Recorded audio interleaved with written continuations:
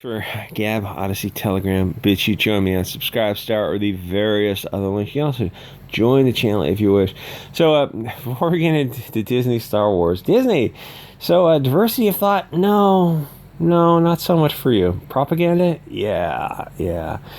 You watching people simp for brands and like this brand social media people, like they think they're hand in hand as you know, it's Pride Month or something, and they all have rainbow flags and like, yeah, the brand is supporting us, or none of this is real. This is all just in your imagination. It's just a soulless corporation. It means nothing. None of this means anything. No, dude, you don't understand. We teamed up with billion-dollar Disney corporate horror, and we dunked on some Chads today. We owned them, and I felt good because I got a little serotonin in there, a little dopamine.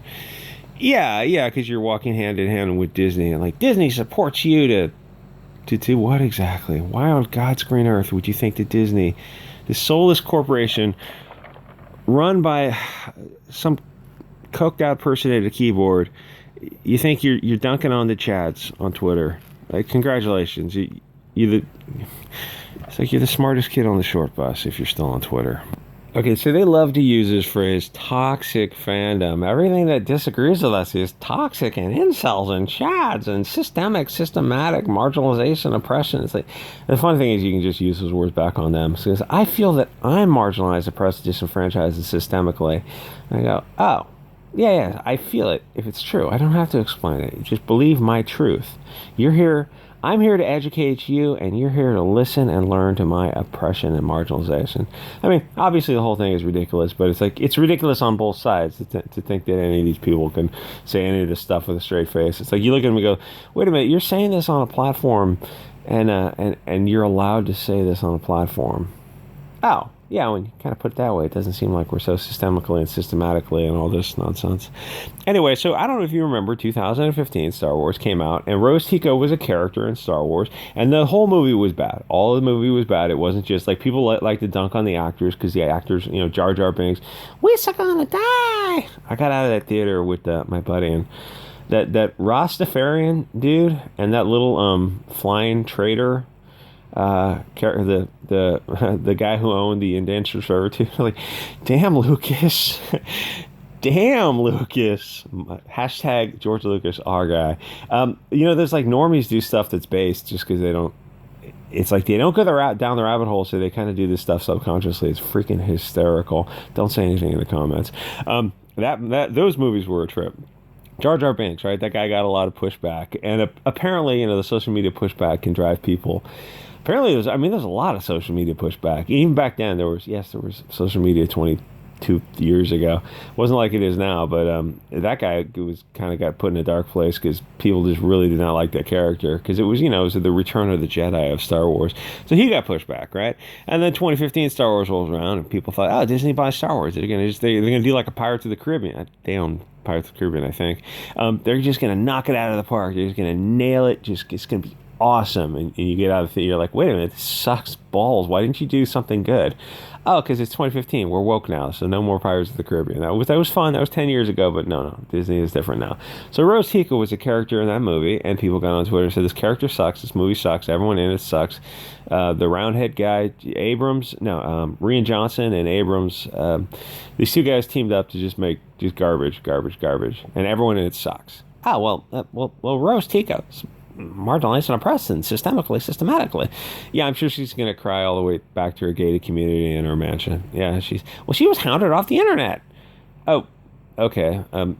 So you guys dogpiled her. That's the Chads, all the Chad incels, they dogpiled Rose Tico. Yeah, like you guys kind of dogpiled Gina Carano? Or you dogpiled this guy who said, please don't make Star Wars political. Hey guys, it's stunning and brave to have a shaved side of the head. No, that's in every comic. So let me say this to fighting online with the dopamine signaling twats, or even fighting in Comicsgate, like much ado about nothing. Gee, people had a disagreement for 3 years, and now you're seeing one side of the story. Oh, I'm sure it's fair, impartial, and biased. It doesn't help sell things. It doesn't help the movement as a whole. And this is a comic issue 24, and oddly enough, I went sailing the high seas to look at the cover, and they used a different cover on the digital version. It was like an AT-AT or something. I guess because, your target audience is probably 99% male. So that means 99 out of 100 people who pick up a comic either digitally or in paper, who have to pay that whatever $4 for it, they're not going to pick this up because a 12-year-old boy who's still into comics, still vaguely into Star Wars, a collector might pick this up because collectors are collecting the thing itself. They're not collecting the story. So this has no appeal to anyone other than the BLT community on Twitter. And then if you did a poll and you asked them, like, honestly, put them on the lasso of truth and say, so how many of you guys actually bought this? It's like, none of them bought it. Oh, so you're marching hand in hand with $1 billion Disney, and you think you guys are doing something. Dunking on Chads who said, please don't make Star Wars political. And even to that guy, it's like, what a naive, what's the color of the sky in your world if you're not reading these comics? Like, I kept up on the High Republic. It's insane. All 24 issues. They did 13 of one and I think another 12 of the other. And they're just, oh, hey, who's the bad guy? Oh, in one comic, men are the bad guys. And who's the bad guy in the other guy? A blonde-haired, green-eyed guy is the bad guy, and a PSC girl is the good girl. Oh. So it's,